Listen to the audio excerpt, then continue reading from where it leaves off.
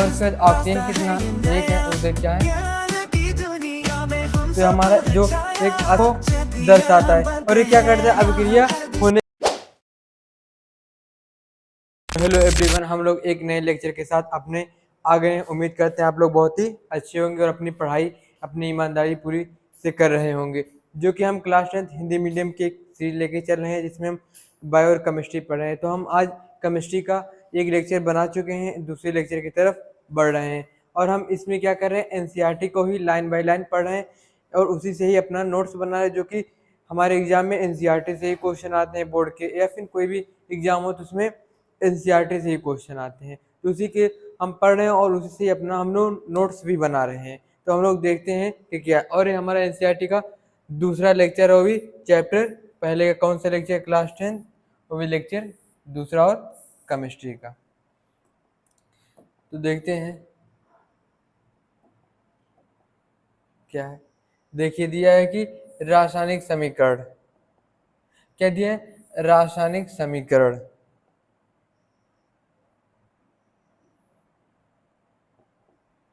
क्या है, रासायनिक समीकरण। तो रासायनिक समीकरण क्या होता है, इसकी जरूरत क्या होती है, इसके बारे में हम देखेंगे। तो देखेंगे कि क्या होता है जब कह रहे हैं कि जब क्या है क्रियाकलाप एक पॉइंट ए में विरोध करते हैं, मतलब क्या है क्रिया पॉइंट ए क्रियाकलाप 1.1 में क्या करते हैं, विरोध। जितने भी क्रियाकलाप है या फिर एनसीईआरटी के क्वेश्चन है, इसको हम अपने एक नए वीडियो में जिसमें एनसीईआरटी और क्रियाकलाप को ही समझने की कोशिश करेंगे, इसकी हम अपने अलग से वीडियो बनाएंगे। लेकिन हम आगे देखने क्या दिया है, कह रहा है कि जब ऑक्सीजन की उपस्थिति में मैग्नीशियम रिबन का दहन होता है तब मैग्नीशियम ऑक्साइड में परिवर्तित हो जाता है। कह रहा है कि क्या होता है जब मैग्नीशियम का ऑक्सीजन की उपस्थिति में दहन होता है, मतलब जब मैग्नीशियम को हम ऑक्सीजन की उपस्थिति में जलाते हैं तो क्या होता है, मैग्नीशियम ऑक्साइड के रूप में परिवर्तित, मतलब जो बनता है, क्या बन जाता है, मैग्नीशियम ऑक्साइड। कोई भी चीज़ को अगर हम जलाते हैं तो उसे ऑक्सीजन की उपस्थिति में ही जलता है।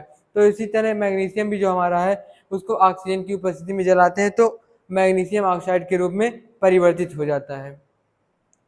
कह रहे फिर वाक्य के रूप में किसी रासायनिक अभिक्रिया का विवरण बहुत लंबा हो जाता है। मतलब कह रहा है कि अगर हम वाक्य के रूप में लिखें तो ये रासायनिक अभिक्रिया का विवरण बहुत लंबा हो जाएगा। जैसे कहा कि हमने मैग्नीशियम की एक रिबन लाई, उसको जलाए कि ऑक्सीजन की उपस्थिति में, फिर उसमें से कुछ राख निकली और उसको ऑक्सीजन की उपस्थिति में जलाया, फिर उसको रेगमास से, तो ऐसे कई प्रोसेस हो गए हैं। तो लिखने में क्या होगा, बहुत ही वाक्य लगेगा, बहुत ही लंबा हो जाएगा। लेकिन अगर हम इसको रासायनिक समीकरण के रूप में लिखते हैं तो एक बहुत ईजी हो जाएगी हमें पढ़ने के लिए। इसीलिए हम जो भी क्रियाएं होती हैं रासायनिक उन्हें समीकरण में लिखते हैं ताकि हमें आसानी से पढ़ सकें और आसानी से समझ सकें, इसीलिए लिखते हैं। कैसे संक्षिप्त रूप में लिखा जा सकता है, मतलब इसे कम शब्दों में भी लिखा जा सकता है। बहुत बड़ी चीज को, बहुत बड़ी रासायनिक जो क्रिया होती है उसको हम छोटे शब्दों में भी लिख सकते हैं। इसे शब्द समीकरण के रूप में लिखना सबसे सरलता मिली है। क्या शब्द शब्द के रूप में, जैसे कि मैग्नीशियम शब्द, मतलब ऐसे,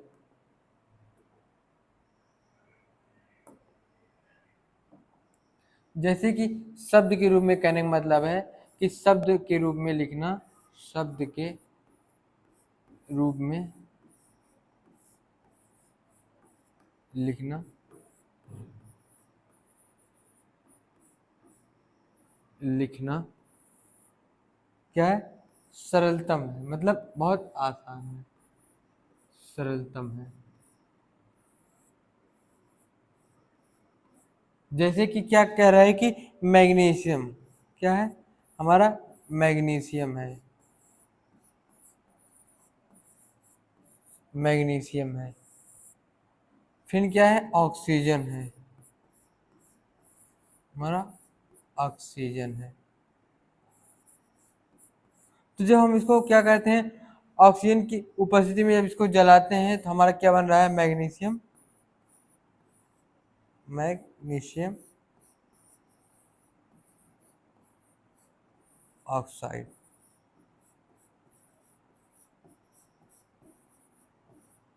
ठीक, तो ये हमारा जो है हमने लिखा है क्या है, एक शब्द के रूप में लिखा है। और शब्द के रूप में लिखना इसलिए इजी है क्योंकि हमने क्या किया, एक शॉर्टकट में लिखा कि ए मैग्नीशियम हमारा था और ऑक्सीजन था, इसको हमने ऑक्सीजन की उपस्थिति में जब दहन किया क्या है, मैग्नीशियम ऑक्साइड के रूप में परिवर्तित हो गया। ये एक शब्द समीकरण है।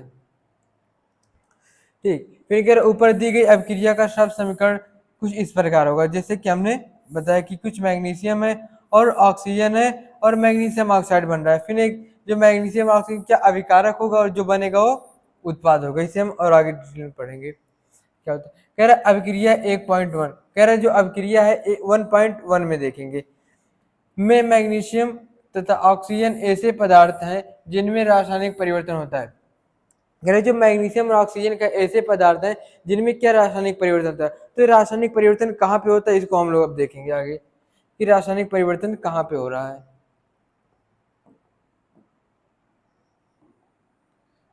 क्या है, मैग्नीशियम,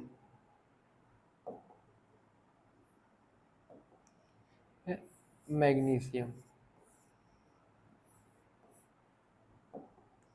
हमारा मैग्नीशियम हमारा जो मैग्नीशियम है क्या है, मैग्नीशियम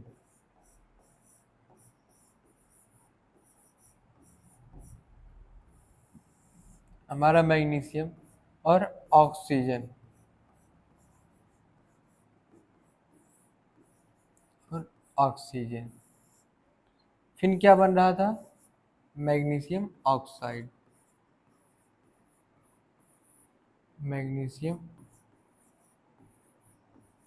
ऑक्साइड।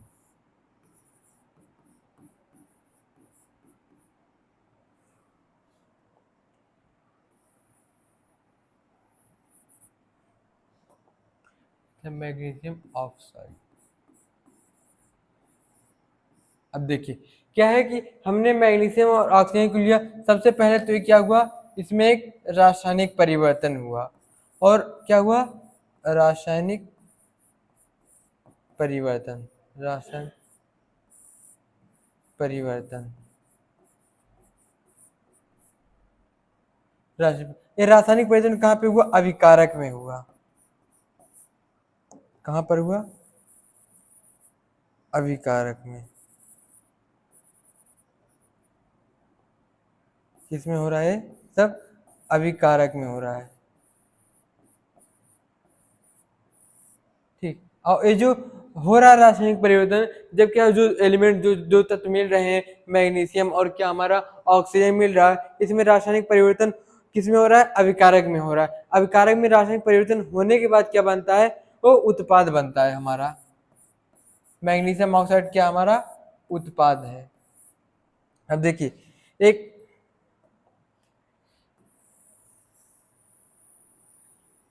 इसको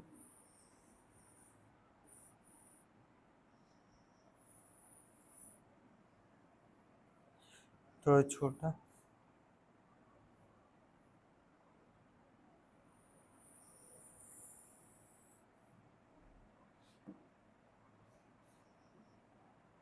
ये आपको दिख रहा होगा। अब देखिए क्या है कि जो अभिकारक है, क्या है, अभिकारक, हमारा जो अभिकारक है, अभिकारक है, तो हमारी एक जो मेन पॉइंट नोट करने वाली बने, इससे हमारा बहुविकल्पी क्या क्वेश्चन, हमारा बहुविकल्पी इससे अभिकारक से क्या बन सकता है कि जो हमारा अभिकारक है इसमें एक जो रासायनिक परिवर्तन होता है वो अभिकारक में होता है। रासायनिक परिवर्तन, आप लोग इसे इम्पॉर्टेंट कर सकते हैं। रासायनिक परिवर्तन किसमें, अभिकारक में होता है। इसका मतलब कि जो हमारा अभिकारक है इसके अंदर क्या होता है, एक रासायनिक परिवर्तन का जो प्रोसेस होता है वो किसके अंदर, अभिकारक के अंदर होता है। फिर हम आगे देखते हैं, कह रहा है कि क्या होता है, ये में रासायनिक परिवर्तन होता है, इन्हें अभिकारक कहते हैं। देखिए रासायनिक अभिकारक कहते हैं, इनमें क्या होता है, रासायनिक परिवर्तन। इस अभिक्रिया में एक नए पदार्थ मैग्नीशियम ऑक्साइड का निर्माण होता है, इसे उत्पाद कहते हैं। अब देखिए क्या हुआ, मैग्नीशियम ऑक्साइड क्या बना था, हमारा यही तो उत्पाद बना था, मैग्नीशियम। ये क्या था, मैग्नीशियम था, ऑक्सीजन था, फिर क्या रासायनिक परिवर्तन हुआ, रासायनिक परिवर्तन किस में हुआ, अभिकारक में हुआ। अभिकारक में जो रासायनिक परिवर्तन हुआ उसके बाद जो हमारा मैग्नीशियम ऑक्साइड बना वो क्या बना, हमारा उत्पाद बना। ठीक। फिर आगे देखते हैं, कह रहा है सब समीकरण में अभिकारकों के उत्पाद में परिवर्तन को उनके मध्य एक तीर का निशान लगाता है। कह रहा है जो रासायनिक परिवर्तन हो रहा है अभिकारों और उत्पादों के मध्य जो रासायनिक परिवर्तन हो रहा है उनके मध्य हम एक तीर का निशान लगा के कहते हैं कि किस तरफ हमारा उत्पाद है, किस तरफ हमारा रासायनिक परिवर्तन हो रहा है, और रासायनिक परिवर्तन होने के बाद किस तरफ जाकर के हमारा प्रोडक्ट यानी हमारा उत्पाद बन रहा है। तो हम इसको इस तरह को समझेंगे, जैसे कि हमारा ये अभिकारक है, ये हमारा अभिकारक है। तो हमारा अभिकारक है तो इसके बीच एक तीर लगाते हैं जो हमें बताता है कि ये जो हमारा रासायनिक परिवर्तन हुआ है और रासायनिक परिवर्तन किस दिशा में हुआ है और क्या बन रहा है। तो रासायनिक परिवर्तन होने के बाद जो बना है वो हमारा उत्पाद बना है। और ये क्या है, ये लेफ्ट हैंड साइड है और ये राइट हैंड साइड है, यानी ये दाएं हाथ पे और ये बाएं हाथ पे और ये दाएं हाथ पे। ठीक। और ये हमारे जो तीर है वो दिखाती है कि किस तरफ रासायनिक परिवर्तन हुआ है। अब आगे देखते हैं। फिर देख क्या लगाकर दर्शाया जाता है, क्या तीर लगा के दर्शाया जाता है क्या कि उत्पाद में परिवर्तन उनके मध्य तीर का निशान जो अभिकारक उत्पादों के मध्य जो रासायनिक परिवर्तन है इसको बताने के लिए हम तीर का निशान लगाकर दिखाते हैं। फिर क्या अभिकारकों के बीच योग का चिन्ह लगाकर उन्हें बाईं ओर लिखा जाता है। कह रहा है अभिकारकों के बीच प्लस का चिन्ह लगाकर उनको बाईं ओर लिखा जाता है। इस प्रकार उत्पादों के बीच भी प्लस का चिन्ह लगाकर उन्हें दाईं ओर लिखा जाता है। अब देखिए ये क्या कह रहा है कि जो हमारा अभिकारक है, जो हमारा अभिकारक है, क्या अभिकारक है, हमारा जो अभिकारक है इसका क्या कह रहा है कि इनके बीच प्लस का चिन्ह लगाकर क्या करके लगा करके प्लस का चिन्ह लगाकर प्लस का चिन्ह लगाकर लेफ्ट हैंड साइड लिखा है, लिखा जाता है। ठीक। और प्लस का चिन्ह अभिकारकों के बीच कब लिखा जाता है, जब अभिकारक में क्या होता है दो या दो से अधिक तत्व हो जाते हैं तब उनके बीच हम प्लस का चिन्ह लगाते हैं। और एक हमारी एक परिभाषा यह है कि जब क्या है, जब अभिकारक यानी अभिकारकों के बीच दो या दो से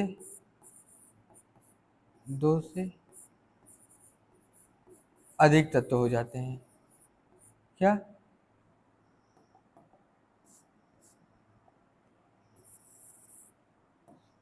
ये थोड़ा बड़ा कर लें ताकि हेल्प हो जाए।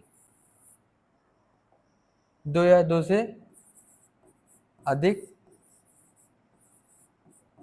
क्या होते हैं, तत्व होते हैं।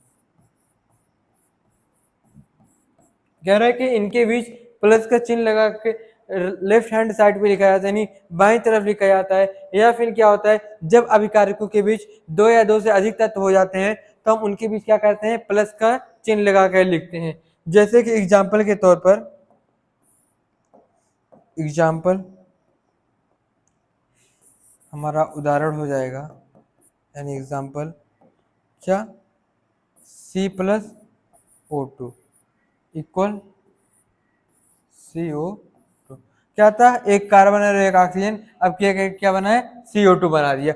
तो क्या हुआ, एक तत्व है, एक यानी दो तत्व हो गए, या फिर दो या दो से अधिक तत्व। लेकिन मैक्सिमम क्या होनी, दो से अधिक होनी चाहिए, तब तभी प्लस का चिन्ह लगेगा। अगर एक जैसे कि अगर CO2 है तो इनके भी थोड़ी ना प्लस का चिन्ह लग सकता है, लेकिन क्या है, अगर दोनों अलग अलग होना चाहिए तो क्या होता है, उनके बीच प्लस का चिन्ह लिखा जाता है। अब तो आपको समझ में आएगा क्या है CO2, C+O2 क्या बन रहा है CO2, दो या दो से अधिक तत्व है तो उनके बीच तभी जाकर के प्लस का चिन्ह लगाते हैं। अब अगला हम देखते हैं आगे का अपना।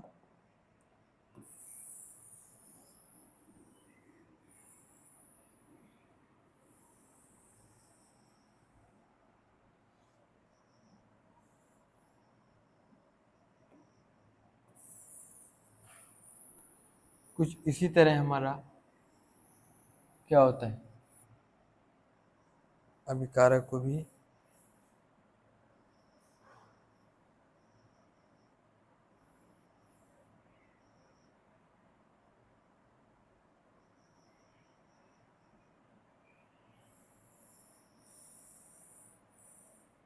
इतना तो दिख ही रहा होगा।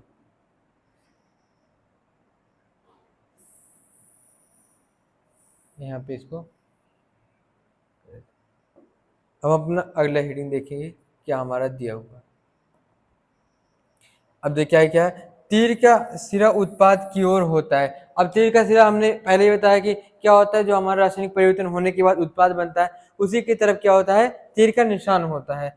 फिर कह रहा है तथा अभिक्रिया होने की दिशा को दर्शाता है, और ये क्या करता है, अभिक्रिया होने की दिशा को दर्शाता है। ठीक, क्या होता है, अभिक्रिया होने की दिशा को दर्शाता है। हम थोड़ा पानी पी लें।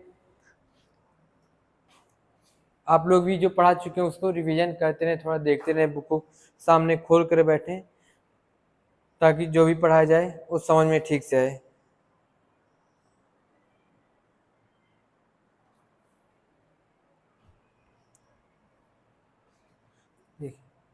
और हम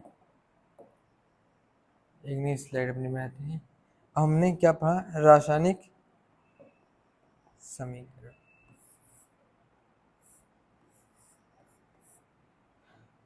रासायनिक समीकरण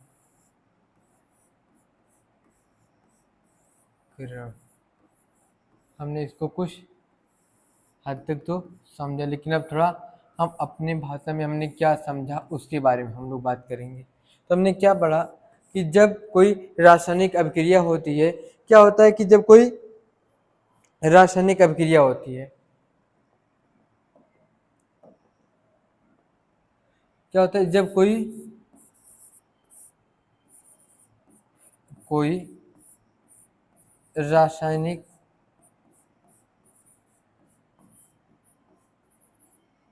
अभिक्रिया होती है, रासायनिक अभिक्रिया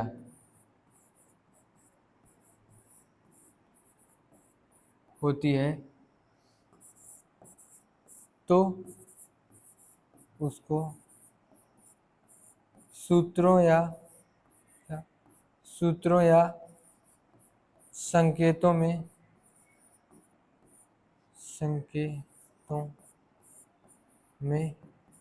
व्यक्त करना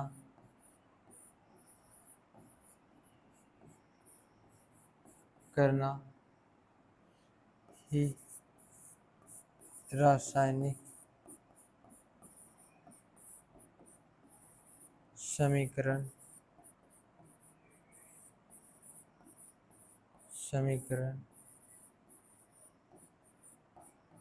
कहलाता है। अब एक कहने की इसके मतलब रासायनिक समीकरण का था कि जब क्या कोई रासायनिक अभिक्रिया होती है, क्या होती है, कोई रासायनिक अभिक्रिया होती है तो उसको हम सूत्रों के रूप में या फिर संकेतों के रूप में जो लिखते हैं उसी को क्या कहते हैं, रासायनिक समीकरण कहते हैं। एनसीईआरटी में जो अभी तक हमने पढ़ा अभिकारक के उत्पाद क्या क्या क्या होता है, तो उसके कहने एग्जैक्ट मतलब यही था कि जो रासायनिक समीकरण होता है कि हम जब कोई भी रासायनिक अभिक्रिया करवाते हैं तो क्या उसको सूत्रीय संकेतों के रूप में लिखते हैं, उसी को क्या कहते हैं, रासायनिक समीकरण। हम एग्जाम्पल अब देखते हैं, इसमें एग्जाम्पल लेते हैं। इसमें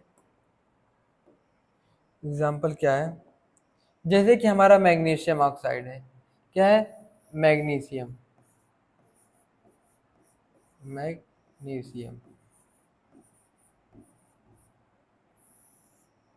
प्लस ऑक्सीजन।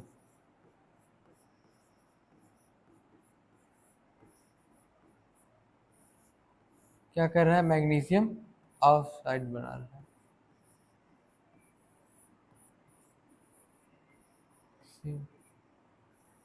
ऑक्साइड,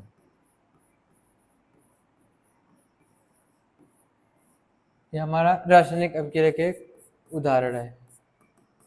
या फिर संकेतों के रूप जैसे कि Mg plus O2 equal magnesium oxide. ठीक, अब ये क्या है? ये हमारा अभिकारक है, अभिकारक है, और ये हमारा जो प्रोडक्ट बना है यानी उत्पाद बना है।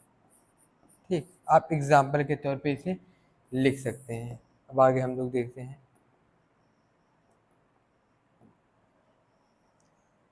कह रहा है कि रासायनिक समीकरण को लिखना, कि रासायनिक समीकरण को लिखना कैसे लिखा जाता है रासायनिक समीकरण।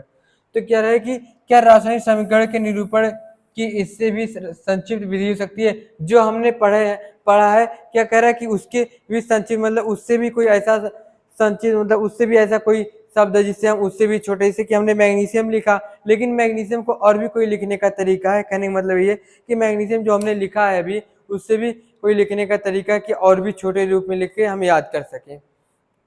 तो ये कह रहा है कि क्या रासायनिक समीकरण के निरूपण की इससे भी संक्षिप्त विधि है। फिर कह रहा है शब्दों की जगह रासायनिक सूत्र का उपयोग करके रासायनिक समीकरणों को अधिक संक्षिप्त उपयोगी बनाया जा सकता है। कह रहा है रासायनिक क्या है, रासायनिक अभिक्रिया को शब्दों के रूप में ना लिख करके उसको रासायनिक संकेतों के रूप में लिख करके भी और इजी बनाया जा सकता है और आसान बनाया जा सकता है। कैसे? रासायनिक समीकरण किसी रासायनिक अभिक्रिया को दर्शाता है। यदि आप मैग्नीशियम ऑक्सीजन मैग्नीशियम ऑक्साइड के सूत्र के स्मरण करें तो उपरोक्त समीकरण इस प्रकार लिखा जा सकता है। कह रहे हैं कि अगर आप मैग्नीशियम ऑक्सीजन तथा मैग्नीशियम ऑक्साइड के सूत्र का स्मरण करें मतलब उसकी जानकारी प्राप्त करें तो कुछ इस तरह लिखा जा सकता है, जैसे हमने अभी आपको बताया। जैसे कि देखिए यहाँ पे दिया हुआ है, ये तो हमारा क्या था? शब्द में था, लेकिन ये फिर क्या हमारा संकेत में, जो हमने भी परिभाषा बनाई। ये तो रासायनिक समीकरण था। फिर ये रासायनिक समीकरण कुछ ऐसे भी मतलब इससे भी क्या है, इससे भी ये इजी है। मैग्नीशियम है, ऑक्सीजन है, एक कुछ बड़ा है लेकिन इससे क्या है? छोटा है। तो ये कहने का मतलब था कि और संक्षिप्त मतलब और छोटा लिखा जा सकता है। फिर कह रहा है तीर के निशान की बाईं ओर और दाईं ओर के तत्वों के परमाणुओं की संख्या की गिनती कर उनकी तुलना करें। कह रहा है जो तीर अभिकारक और जो हमारा उत्पाद है उसके परमाणुओं की संख्या की गिनती करें। क्यों करें? क्योंकि इसे संतुलित करना है हमें। फिर कह रहे हैं क्या दोनों ओर के तत्वों के परमाणुओं की संख्या समान है? क्या दोनों तरफ के तत्वों के परमाणु की संख्या समान होनी चाहिए। फिर कह रहा है यदि तो समीकरण संतुलित है। अगर क्या है? अगर अभिकारक और उत्पादक के परमाणुओं की संख्या बराबर है तो क्या समीकरण हमारा संतुलित है। कहने का मतलब है कि जब क्या होता है अभिकारक, ये क्या हमारा अभिकारक है नंबर 1, अभिकारक व उत्पाद के परमाणु की परमाणु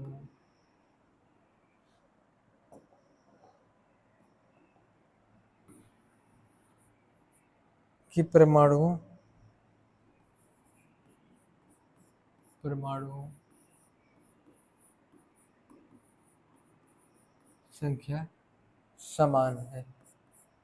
किसकी? अभिकारक और उत्पाद दोनों की क्या है? परमाणु संख्या समान है। तो समीकरण क्या हमारा संतुलित माना जाएगा, मतलब समान, समीकरण संतुलित होगा।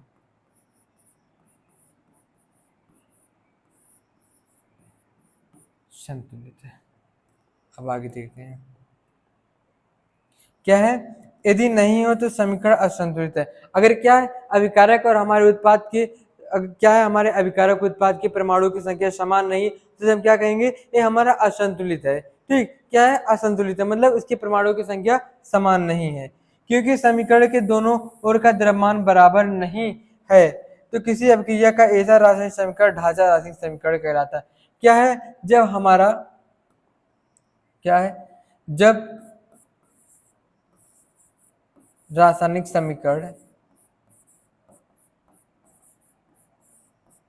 रासायनिक समीकरण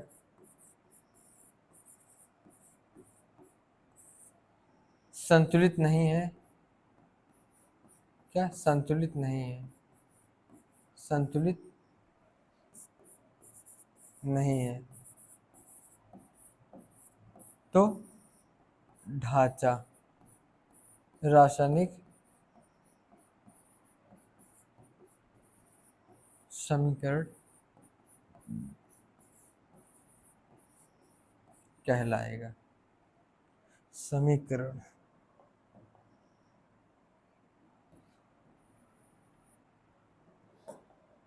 समीकरण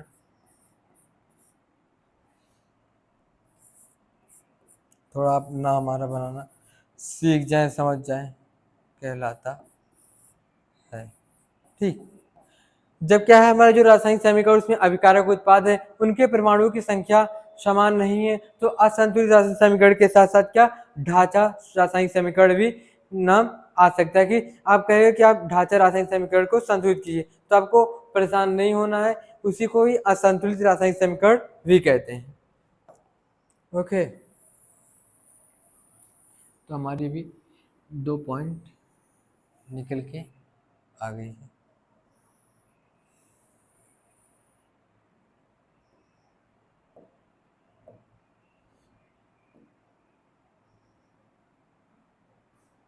हमारा अब आगे देखते हैं क्या है।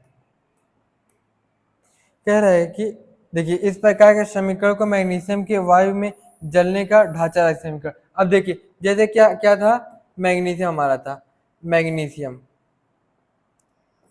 मैग्नीशियम प्लस ऑक्सीजन, फिर क्या बना, मैग्नीशियम ऑक्साइड बना। तो अभी देखिए, एक क्या है, एक ढांचा रासायनिक समीकरण है, एक ढांचा, कौन सा, ढांचा समीकरण है, ढांचा समीकरण। अब क्या करेंगे, इधर हमारा ऑक्सीजन 2 है, इधर 1 है, तो हम यहाँ 2 बढ़ा दें। कभी भी हम यहाँ पे 2 नहीं लिख सकते, यानी कभी भी हम 2 यहाँ पे नहीं लिख सकते हैं, क्योंकि हमारा समीकरण ही पूरा गलत हो जाएगा। तो इसलिए हम कभी भी यहाँ कभी भी हम बढ़ाएंगे तो कहाँ बढ़ाएंगे, यहाँ पर बढ़ाएंगे। 2 mg यहाँ भी, 2 mg यहाँ भी, और 2 ऑक्सीजन यहाँ भी, और 2 ऑक्सीजन, एक बार इससे मल्टीप्लीकेशन होगा, एक बार इससे हो जाएगा। ठीक। अभी हम और आगे इसको समीकरण को संतुलित करना क्यों जरूरी है और कैसे करते हैं, इसके बारे में देखेंगे, जो कि हमारा आ ही गया। फिर क्या है, संतुलित रासायनिक समीकरण का महत्व क्या है। कह रहा है कि जो संतुलित रासायनिक समीकरण का महत्व क्या, क्यों संतुलित किया जाता है, कि ऐसा नहीं कि अगर नहीं संतुलित किया जाएगा तो क्या होगा, तो कोई जरूरी नहीं है, अगर ना संतुलित किया तो क्यों इतना जरूरी है समीकरण संतुलित करना। तो इसके बारे में देखें। कह रहे आपको द्रव्यमान संरक्षण का नियम स्मरण होगा, आपने कक्षा 9वीं में पढ़ा होगा द्रव्यमान संरक्षण का नियम क्या होता है। अगर आपने अच्छे से 9वीं क्लास देखी होगी तो जरूर देखी होगी कि जो द्रव्यमान संरक्षण का नियम क्यों जरूरी होता है और क्या कार्य करता है द्रव्यमान संरक्षण का नियम। देखिए, फिर क्या इसका आपने 9वीं कक्षा में अध्ययन किया था। कह रहा है यहाँ भी कि जिसका आपने कक्षा 9वीं में अध्ययन किया था। किसी भी रासायनिक अभिक्रिया में द्रव्यमान का न तो निर्माण होता है न ही विनाश होता है। क्या है, जो कोई भी रासायनिक अभिक्रिया अगर आपके साथ, या हम कह रहे कोई भी रासायनिक अभिक्रिया हो रही है, तो न तो उसके साथ द्रव्यमान का निर्माण होगा, न ही वो द्रव्यमान विनाश होगा, न ही वो द्रव्यमान नया बनेगा द्रव्यमान। फिर कह रहा अर्थात किसी भी रासायनिक अभिक्रिया के उत्पाद तत्वों का कुल द्रव्यमान अभिकारक के कुल तत्व की द्रव्यमान के बराबर होता है। अब देखिए, जो हमारा संतुलित रासायनिक समीकरण है, इसको क्या है, संतुलित रासायनिक समीकरण,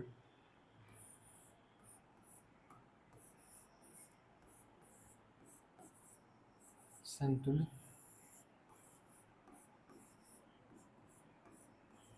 रासायनिक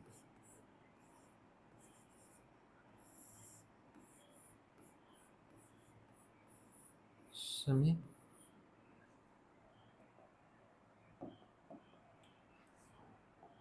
संतुलित रासायनिक समीकरण है, इसको थोड़ा चेंज कर लीजिए। संतुलित रासायनिक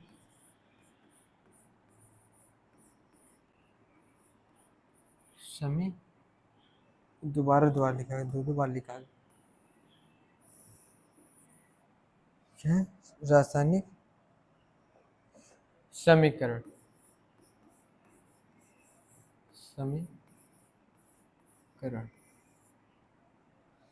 ठीक। क्या है? संतुलित रासायनिक समीकरण। ये हमारा कलर की बार बार चेंज हो रहा है। क्या था? रासायनिक समीकरण। अब देखिए ये संतुलित रासायनिक समीकरण क्या होता है, इसके बारे में कह रहा है कि आपने कक्षा 9वीं में अध्ययन किया होगा कि द्रव्यमान संरक्षण का नियम क्या होता है। तो इसमें हम पढ़ेंगे कि संतुलित रासायनिक समीकरण क्या क्यों होता है। तो कह रहा है कि जो द्रव्यमान होता है परमाणु का विकारक उत्पादों के बीच परमाणु का द्रव्यमान होता है, तो कह रहे हैं द्रव्यमान संरक्षण का नियम ये कहता है कि द्रव्यमान का न तो निर्माण किया जा सकता है, मतलब द्रव्यमान को हम नया न बना सकते हैं, न ही उसको नष्ट करते हैं, न ही उसको बर्बाद कर सकते हैं, न उसको बना ही सकते हैं और न ही बर्बाद कर सकते हैं। इसकी परिभाषा ये होगी कि द्रव्यमान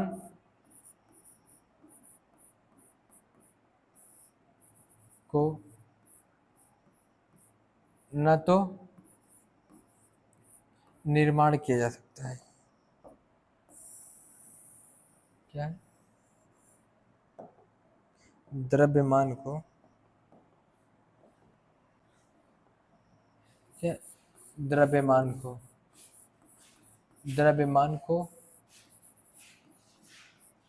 न तो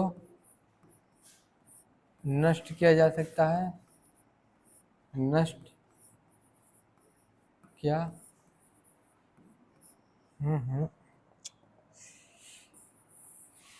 द्रव्यमान को न तो नष्ट किया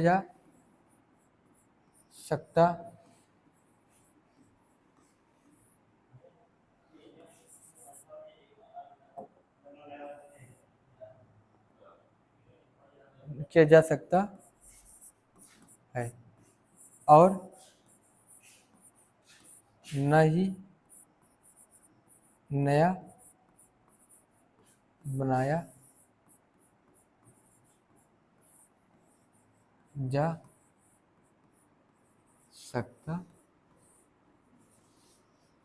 अब देखिए कह रहा है कि द्रव्यमान जो संरक्षण के नियम कहता है कि द्रव्यमान को तो न ही नया बनाया जा सकता है, न ही उसको नष्ट किया जा सकता है। इसीलिए क्या होता है, हमें जो रासायनिक समीकरण हमारे बन रहे हैं, जो रासायनिक अभिक्रियाएं हो रही हैं, उनके समीकरण को इसीलिए संतुलित करना महत्व इसलिए जरूरी है कि उनको हम संतुलित करें। अभिकारक उत्पादों के बीच क्या करें, जो भी समीकरण है दोनों तरफ उसको संतुलित करने का कार्य करें। और संतुलित कैसे करें इसको हम आगे देखेंगे। कह रहे दूसरे शब्दों में रासायनिक अभिक्रिया के पहले एवं उसके पश्चात प्रत्येक तत्व के परमाणुओं की संख्या समान रहती है। कह जो रासायनिक अभिक्रिया होती है उसमें पहले और दूसरे तत्वों के परमाणुओं की संख्या क्या होती है, समान रहती है। इसीलिए हम कंकाली समीकरण को संतुलित करना आवश्यक होते हैं। अब क्या है जो कंकाली रासायनिक समीकरण है, क्या है? कंकाली रासायनिक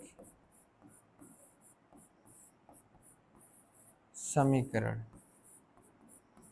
यह कंकाली रासायनिक समीकरण, इसको क्या करते हैं, संतुलित करते हैं, इसको संतुलित करते हैं, संतुलित करते हैं। या फिर इस कंकाली को क्या कहते हैं, असंतुलित रासायनिक समीकरण कहते हैं।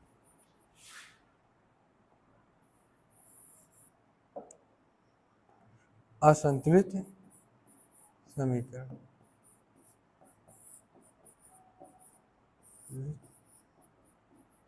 समीकरण, ठीक।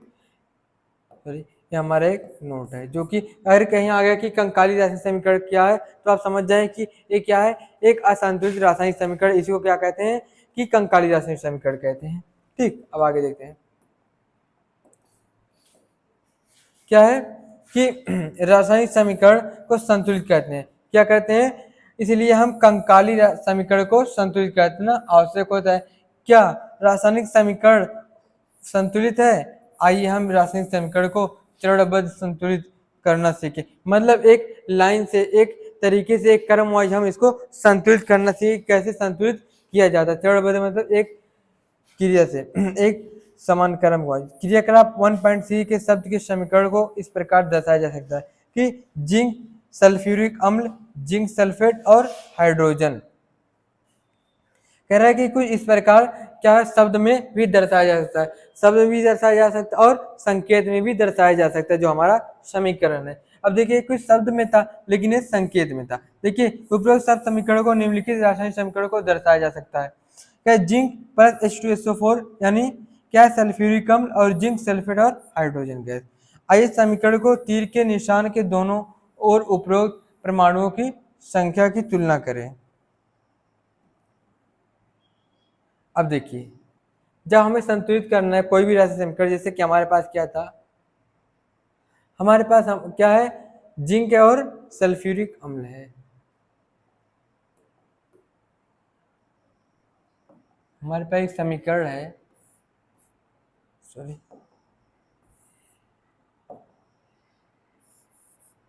जिंक है प्लस H2SO4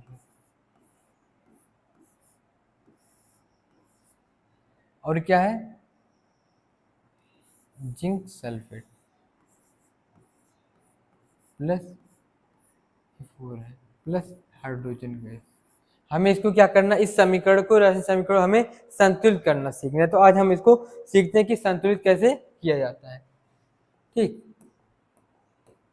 अब देखिए कह रहा है कि तत्व और अभिकारक कह रहा है समीकरण 1.3 में तीर के निशान के दोनों ओर प्रत्येक तत्व के परमाणुओं की संख्या समान है, इसलिए ये तत्व संतुलित रासायनिक समीकरण है। अब हम निम्न रासायनिक समीकरण को संतुलित करने का प्रयास करते हैं। हम क्या कहते हैं, सबसे पहले जो हमारा क्या है, समीकरण दिया हुआ है, इसको क्या करते हैं, ऐसे एक कॉलम बनाते हैं कुछ इस तरह, कुछ और एक यहाँ पे, यहाँ लिखते हैं तत्व, कौन कौन से इस समीकरण में तत्व हैं, और इधर क्या है, अभिकारक है, अभिकारक हमारा, और इधर क्या है, उत्पाद, जो कि बोर्ड एग्जाम में कुछ ऐसे ही लिखा जा सकता है। और जो कंप्यूटर अगर बहुविकल्पी आएगा तो हम उसके बारे में बताएंगे, लेकिन हम अभी बोर्ड एग्जाम के हिसाब के देख रहे हैं कि उसमें कैसे हमें एग्जाम पेपर में कैसे लिखना है। तो हमें पहले से कॉलम बना लेना, एक तो ये तत्व और एक अभिकारक, कौन से, एक उत्पाद। अभिकारक तो हमारे एक अभिकारक है और ये क्या है, उत्पाद है। अब देखिए कौन से हैं, जिंक हमारे पास है, फिर क्या है, हाइड्रोजन NH2 है, फिर क्या है, सल्फर है, फिर ऑक्सीजन है। अब देखिए यहाँ जिंक कितनी, एक है अभिकारक में, और उत्पाद में कितनी है, वहाँ भी एक है। और हमारे पास क्या, हाइड्रोजन को देखिए, यहाँ पे 2 है और यहाँ पे कितना है, यहाँ भी 2 है। फिर हम देखते हैं कि सल्फर हमारे पास कितना है, सल्फर अभिकारक में 1 है, उत्पाद में भी कितना, 1 है। फिर क्या, सल्फर 1 है और सल्फर अभिकारक में भी 1 है और उत्पाद में भी है। फिर देख रहे हैं ऑक्सीजन क्या, अभिकारक, उत्पाद में अभिकारक में कितना, 4 है, सॉरी अभिकारक में 4 है तो उत्पाद में भी 4 है। तो क्या हमारा समीकरण पहले से ही संतुलित है, तो इसमें कुछ करने की जरूरत ही नहीं पड़े। अब हम अगला देखते हैं क्या दिया हुआ है आगे का। देखिए कह रहा है कि इस तीर के निशान के दोनों तरफ प्रत्येक तत्व के परमाणुओं की संख्या समान होती है। फिर कह रहा है Fe2H2O Fe3O4H2O, फिर हमारा एक दूसरा समीकरण जो कि हमें इसे संतुलित करना है। फिर कह रहा है कि रासायनिक समीकरण को संतुलित करने के लिए सबसे पहले प्रत्येक सूत्र के चारों ओर एक बॉक्स बना लीजिए। पर समीकरण को संतुलित करते समय बॉक्स के अंदर कुछ भी परिवर्तन न कीजिए। क्या कह रहा है कि हमारा एक ऐसे समीकरण है, कैसे, हमारा कुछ इस तरह, क्या Fe प्लस H2O, फिर क्या Fe3O4 प्लस H2, ठीक, हाइड्रोजन गैस। तो हमें सर्वप्रथम एक कार्य करना है कि जो भी हमारा ये समीकरण है इसको क्या करना है, हमारे समय क्या करना है, सर्वप्रथम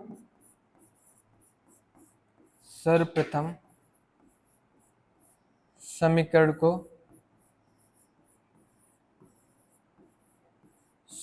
को जितने भी समीकरण दिए एक बॉक्स के अंदर बंद कर लेना है, एक बॉक्स के अंदर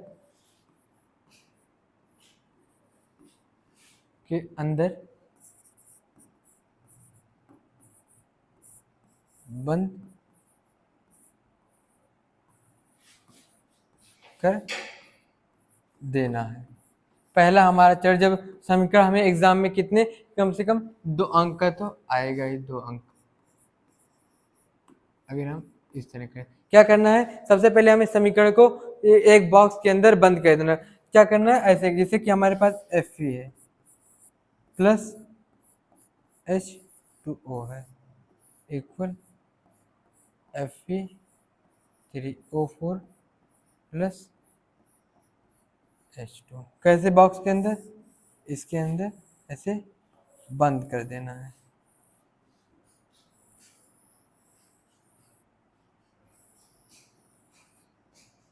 ठीक, अब आगे देखते हैं। ये तो हमारा पहला चरण था, क्या पहला स्टेप था हमारा। अब दूसरा क्या करना है, ऐसे क्रमवाइज करना है। फिर क्या करना है, ऐसे देखिए यहाँ पे बंद किया हुआ है, ऐसे कुछ बंद किया। फिर कह रहा है असंतुलित समीकरण में उपस्थित विभिन्न तत्वों के परमाणुओं की संख्या की सूची बनाए। अब क्या करना है, जो हमारे पास ये तत्व है, कि हमारे पास जो ये तत्व है, हमारे पास जो तत्व है तो संतुलित है नहीं। अगर संतुलित है तब भी पता ही चल जाएगा।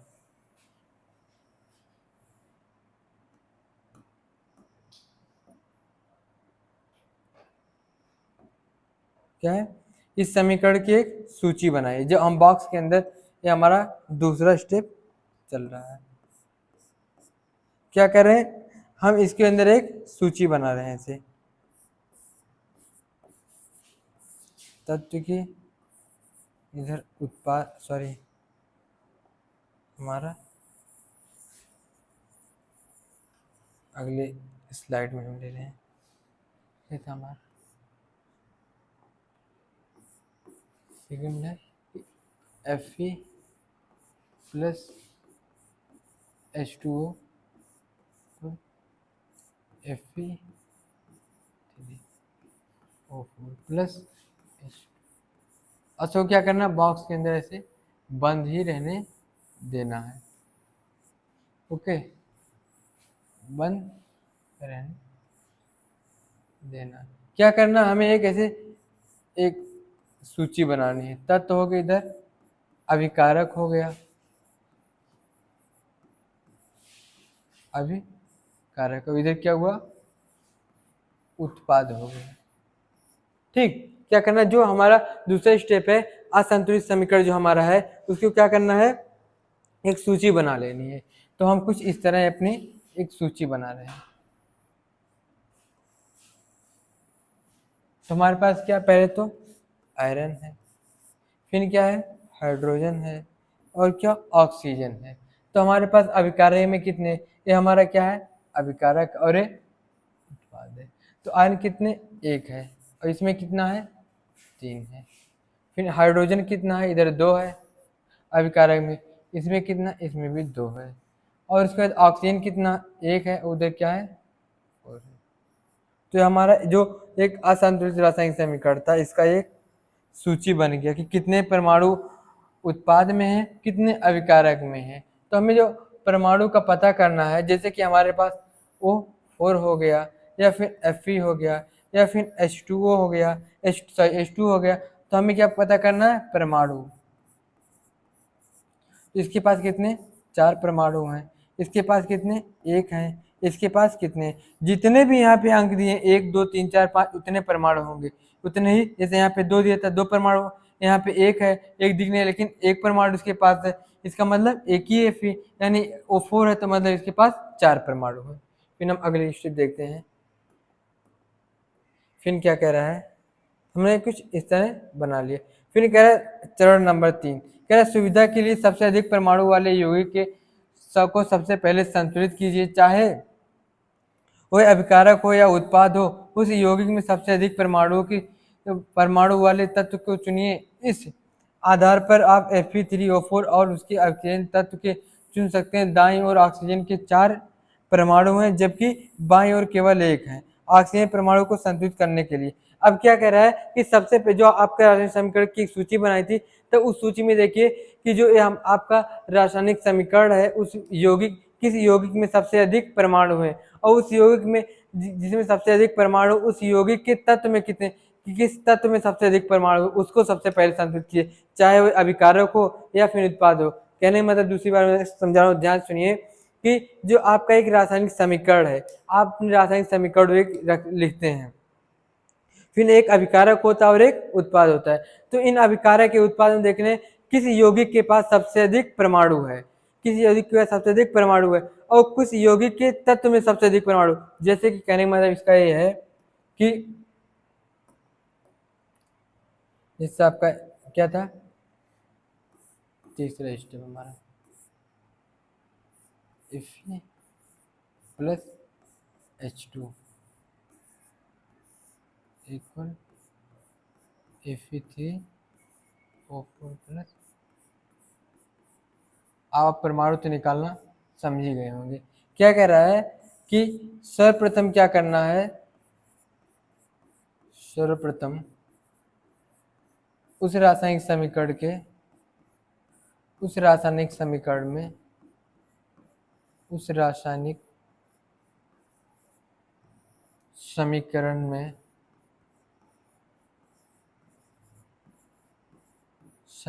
में अभिकारक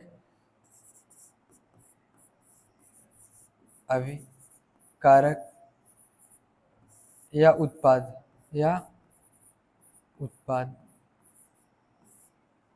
में किस यौगिक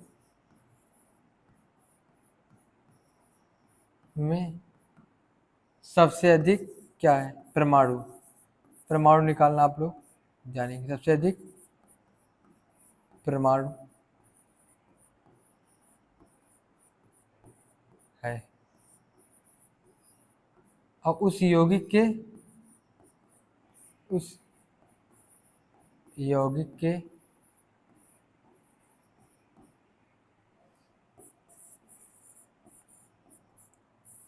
किस तत्व में सबसे अधिक परमाणु,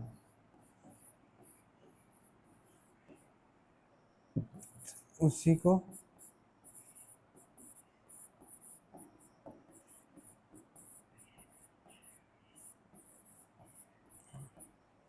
कह रहा है। जो एक रासायनिक समीकरण है, उसमें अभिकारक के उत्पादन में देखें कि उसके किस यौगिक में सबसे अधिक परमाणु है। जब आपको मालूम चल जाएगा कि इस यौगिक में सबसे अधिक परमाणु है, तो उस यौगिक में देखेंगे कि किस तत्व के पास सबसे अधिक परमाणु है, उसको सबसे पहले संतुलित करेंगे, चाहे वह अभिकारक में या फिर उत्पाद में। जैसे कि यौगिक क्या है, ए यौगिक एक है, ए भी यौगिक है, ए भी यौगिक है, ए भी यौगिक है। तो इसे इसके पास कितना, एक है, इसके पास कितना, एक, इसके पास दो, इसके पास कितने हो जाएंगे, 3 हो जाएंगे। इसके पास कितने, 4 3, इसके पास 3 है, इसके पास 4 है, तो 7 हो जाएगा। इसके पास कितने, 2 ही हो जाएंगे। तो सबसे अधिक कितने, Fe3O4 के पास किसके है, Fe3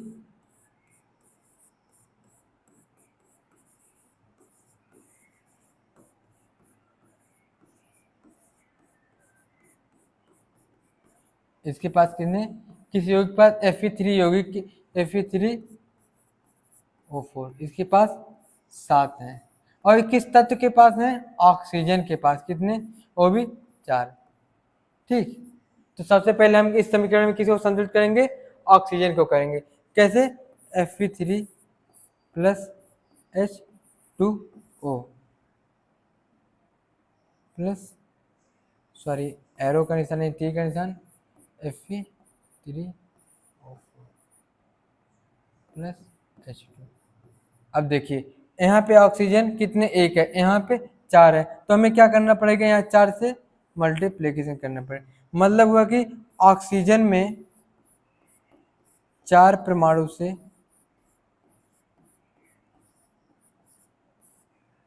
गुणा करने पर, गुणा करने पर, ठीक, ये हमारा केस तीसरा स्टेप था। अब देखिए क्या हो गया, यहाँ पे ऑक्सीजन 4 हो गया और यहाँ पे क्या, ऑक्सीजन 4 हो गया। अब देखते हैं किस तत्व के पास ज्यादा परमाणु आ रहे हैं।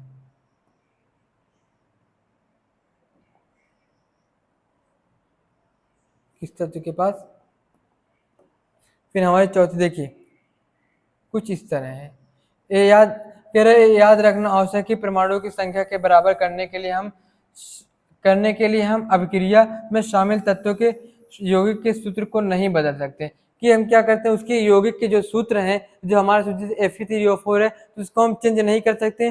जो रासायनिक अभिक्रिया होने के बाद बना है वही रहेगा, उसको हम चेंज नहीं कर सकते। यह हमें बहुत ही इंपॉर्टेंट, जैसे कि ऑक्सीजन परमाणु को संतुलित करने के लिए 4 गुणांक, मतलब 4 से गुणा करने पर लिख कुछ इस तरह 4H2O।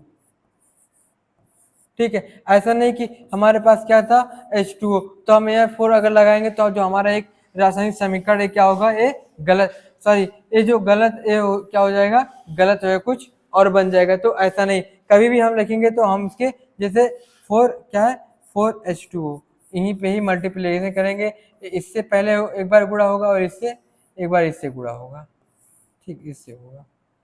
फिर देखिए कह रहे नहीं, आंशिक रूप संतुलित समीकरण को अब इस प्रकार लिखें। अब क्या हुआ, जो हमने 4 से मल्टीप्लिकेशन किया तो आंशिक रूप मतलब पूर्ण रूप से हमारा समीकरण संतुलित नहीं हुआ। अब देखते हैं किस तत्व के पास और अधिक परमाणु हो रहा है।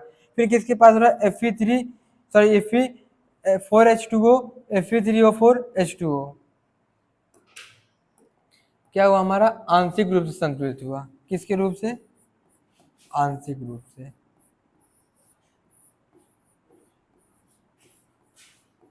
आंशिक रूप से ऐसे लिखना पड़ेगा। अब देखिए यहाँ आयरन के पास एक ही है, लेकिन हाइड्रोजन के पास कितने, 4 हो गए, क्योंकि एक बार 4 दूना 8 इससे गुणा हो रहा है, एक बार ऑक्सीजन से हो रहा है, यहाँ 2, तो कि अभिकारक में जो हाइड्रोजन है उसके पास सबसे अधिक हो जा रहे हैं। तो अब क्या करेंगे, हम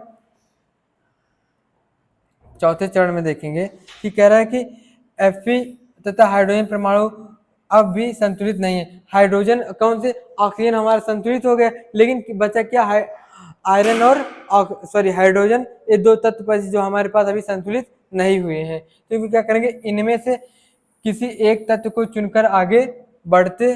अब हम आंशिक रूप से संतुलित समीकरण में हाइड्रोजन परमाणु को संतुलित करते हैं। हाइड्रोजन परमाणु को बराबर करने के लिए दाईं ओर हाइड्रोजन अणु की संख्या 4 कर देते हैं। क्या करते हैं, बाईं तरफ तो हमारे पास 4 है, संतुलित है, लेकिन दाईं तरफ नहीं है, तो उसको हम संतुलित करेंगे। देखिए कैसे, ये प्रारंभ में कैसे था, 4H2O था और उत्पाद में कितना था, 4 ही था।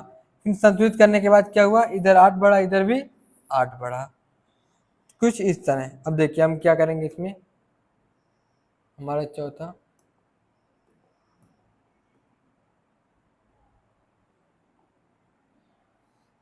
हाइड्रोजन परमाणु संतुलित करने पे हमारे चौथा स्टेप है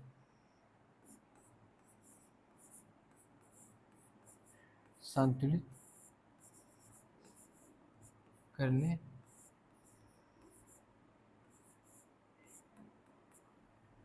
क्या था हमारा, Fe प्लस H2O या 4H2O, एक मिनट,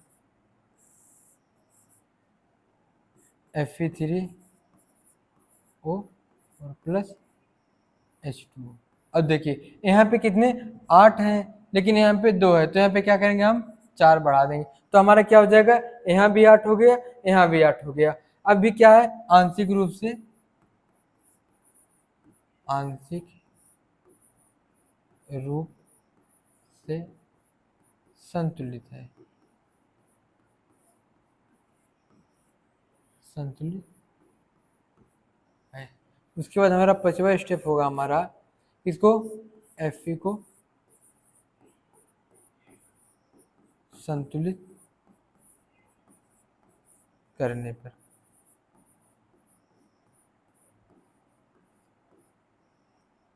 इसी तरह आपको बोर्ड एग्जाम में लिखना पड़ेगा। हमारा फार्मूला क्या, Fe plus 4H2O Fe3O4 plus 4H2।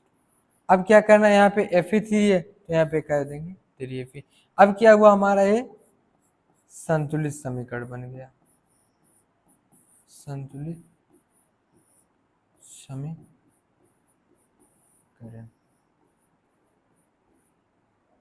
अब बुक में देखते हैं क्या दिया हुआ है।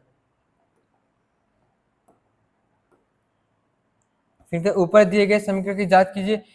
तीसरा तत्व चुन लीजिए जो अब तक क्या असंतुलित है। तीसरा तत्व क्या था, हमारा Fe था, जो अब तक संतुलित नहीं हुआ था। आप पाएंगे केवल लोहा ही एक तत्व है। Fe को ही क्या कहते हैं, इसी को ही लोहा कहते हैं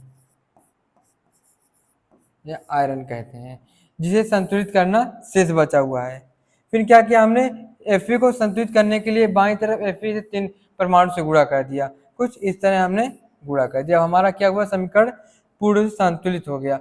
देखिए, अतः अब इस संतुलित समीकरण की जांच के लिए हम परमाणुओं के दोनों ओर के तत्व के परमाणुओं की संख्या को परिकलन करते। मतलब अब क्या कहते हैं, अभिकारक जो हम पूर्ण संतुलित करना कहते हैं कि हमारा पूर्ण से संतुलित, तो क्या करते हैं, देखते हैं कि अभिकारक उत्पाद के बीच क्या है, दोनों तरफ परमाणुओं की संख्या समान है कि नहीं। अगर पूर्ण रूप से समान हो जा रही है तो हमारा समीकरण क्या है, संतुलित हो गया है। देखिए, यहाँ भी 3Fe, यहाँ भी 3Fe, यहाँ 4 4 दूना 8 हाइड्रोजन, यहाँ भी 4 दूना 8 हाइड्रोजन, यहाँ 4 ऑक्सीजन और यहाँ भी 4 ऑक्सीजन। फिर समीकरण 1.9 में कह रहा दोनों ओर के तत्व के परमाणुओं की संख्या बराबर है, अतः यह समीकरण अब संतुलित है। रासायनिक समीकरण को संतुलित करने के लिए इस विधि को हिट एंड ट्रायल विधि कहते हैं। अब देखिए, नोट में आ सकता है इसे कि रासायनिक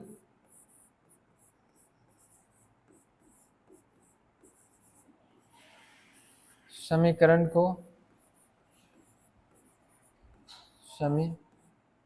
को हिट एंड ट्रायल विधि द्वारा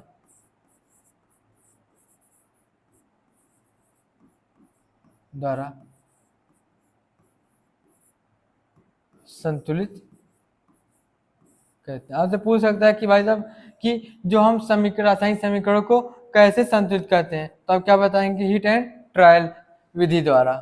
हिंदी में इसका नाम मुझे अभी तक तो याद नहीं आ रहा है, और आप लोग देख सकते हैं। ठीक, कहते हैं क्योंकि सबसे छोटे पूर्णांक की संख्या के गुणांक का उपयोग करके रासायनिक समीकरण को संतुलित करने का प्रयत्न करते हैं। सबसे छोटी परमाणु संख्या का ही उपयोग करके हम रासायनिक समीकरण को संतुलित करते हैं। ये भी कि हम किस संख्या के द्वारा संतुलित करते हैं, तो क्या जाएगी, सबसे छोटी पूर्णांक संख्या द्वारा ही हम रासायनिक समीकरण को संतुलित करने का कार्य करते हैं। फिर हमारा जो 7वां है चरण, क्या कह रहा है, भौतिक अवस्थाओं के संकेत को लिखना। ऊपर लिखे संतुलित समीकरण 1.9 की सावधानी से जांच कीजिए। जो हमारा समीकरण अभी तक हमने संतुलित किया उसको सावधानी से क्या कह रहे हैं, जांच करिए। क्यों, क्योंकि क्या इस समीकरण में से हमें अभिकारक उत्पादों की भौतिक अवस्था के बारे में ज्ञान है। मतलब जो हमने समीकरण, जैसे कि हर चीज की एक अवस्था ठोस, द्रव, गैस, लिक्विड ऐसी होती है, तो उस चीज की क्या कह रहे हैं, आपको क्या जानकारी है। इस समीकरण में उनकी भौतिक अवस्था की कोई जानकारी नहीं है।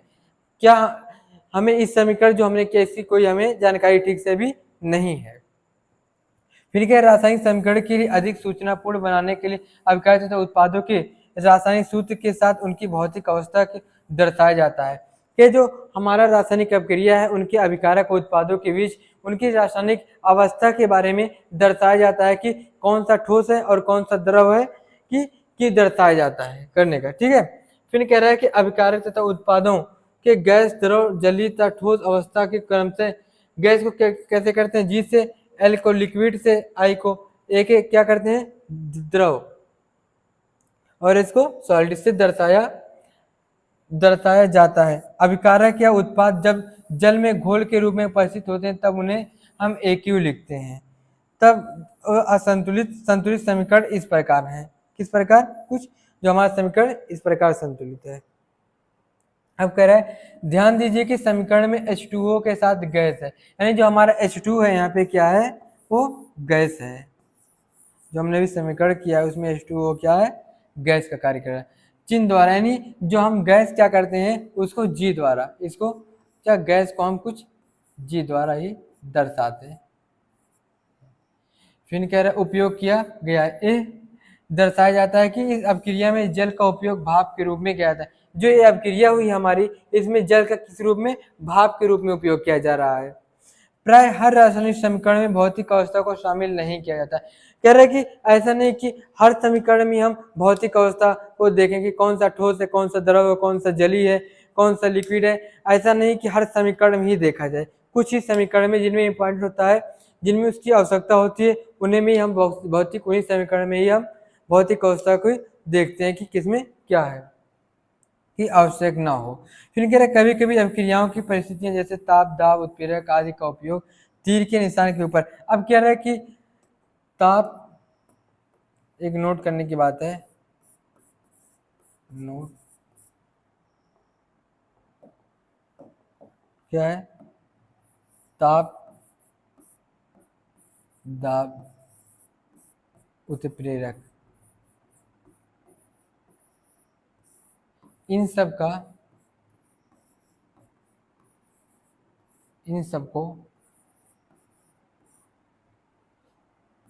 तीर के ऊपर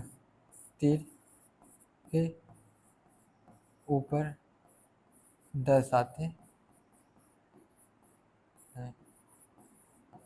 जैसे कि हमारा क्या था, अभिकारक था, अभिकारक।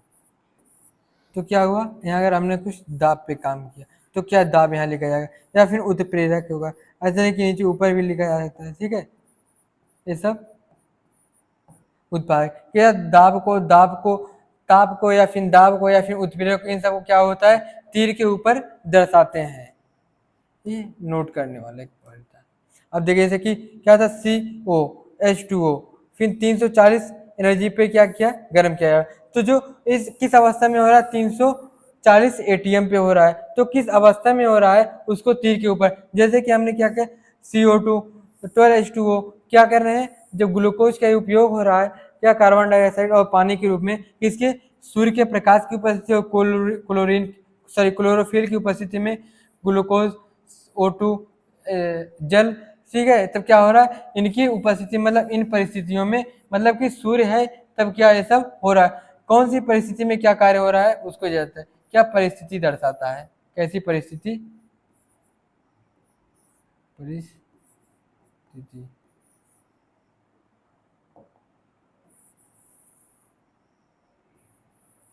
क्या दर्शाता है,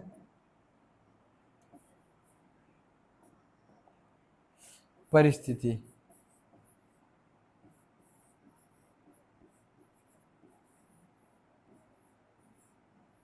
हमारा परिस्थिति दर्शाने का कर।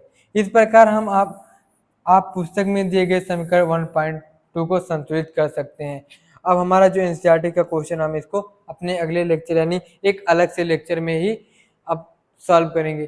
तो आप, हमने एक टॉपिक आज और ख़त्म की, केमिस्ट्री की क्लास 10 हिंदी मीडियम, वो भी एनसीईआरटी की, और हमने इसमें नोट्स भी बनाया। जो इम्पोर्टेंट सब थे उसको हमने अलग से भी लिखा कि ये इसके बारे में क्या है। तो हम ऐसे ही लगातार पढ़ते रहेंगे, एनसीईआरटी से ही अपने नोट्स बनाएंगे, और बहुत ही बेहतर हम अपने एग्ज़ाम की तैयारी करेंगे। चाहे वो कंपटीशन की आप एग्ज़ाम की तैयारी कर रहे हो या फिर बोर्ड एग्ज़ाम की कर रहे हो, किसी भी एग्ज़ाम की तैयारी कर रहे हैं, तो आपके लिए बहुत ही बेहतर प्लेटफॉर्म है केवाईटी क्लासेस, जो आपको बहुत ही बेहतर आपको सलाह देगा और बहुत ही अच्छी नॉलेज देगा। और हम इसी तरह एनसीईआरटी की बुक को ही पढ़ते रहेंगे। तो आप हमारे चैनल से जुड़ें और बेहतर से बेहतर जानकारी प्राप्त करेंगे। तो thank you for vice science.